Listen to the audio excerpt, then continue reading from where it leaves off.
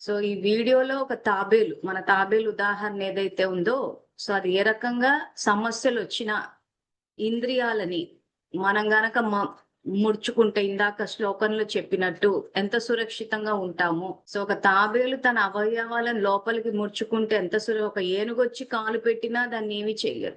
ఒక సింహం వచ్చి ఇట్లా ఇప్పుడు ఈ వీడియోలో పీక్కు తిన్నట్టు చూపిస్తారు.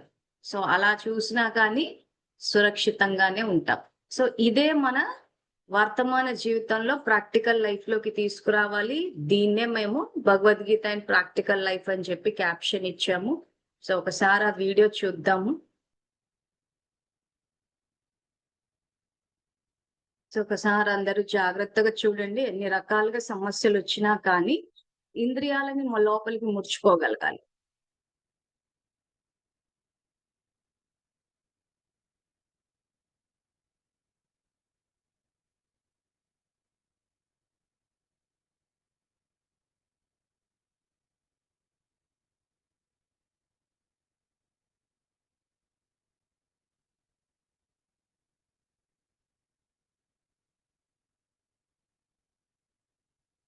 సో ఈరోజు మనం కూడా పరిస్థితులు ఎలా వచ్చినా గానీ ఇక్కడ పోరాటం చేస్తామా, నోరు పారేసుకుంటామా అన్నది కాదు పాయింట్. మనల్ని మనం ఎంత సురక్షితంగా పెట్టుకుంటామా అని. ఎంతమందితో పోరాడతాము, ఎంతమందికి చెప్తూ పోతాము. ఈరోజు వ్యక్తులు, పరిస్థితులు అన్ని ఎలా వస్తున్నాయంటే అసలు ఏమి చేయలేమన్నట్టు ఉంటుంది. సో అటువంటి పరిస్థితుల్లో ఎవరో మారాలి, సమాజం మారిపోవాలి, వ్యక్తులు మారిపోవాలి, పరిస్థితి మారిపోవాలి, ప్రకృతి మారిపోవాలి అని ఇవన్నీ ఆలోచిస్తూ కూర్చుంటే ఏమీ జరగదు.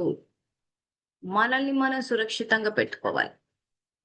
ఇప్పుడు ఇక్కడ ఏమైంది, సింహాన్నే గనక సమస్య కింద తీసుకుంటే ఇక్కడ ఏం చేసింది ఆ తాబేలు? కూర్చుని ఏమి హింసా పద్ధతులు, అందుకే మీకు మొదటి భాగంలోనే చెప్పాం, భగవద్గీత అన్నది అహింసనే ప్రోత్సహిస్తుంది కానీ హింసా యుద్ధాన్ని చెప్పట్లేదు. అంతర్గతంగా మనల్ని మనం శక్తిశాలిగా చేస్తాం.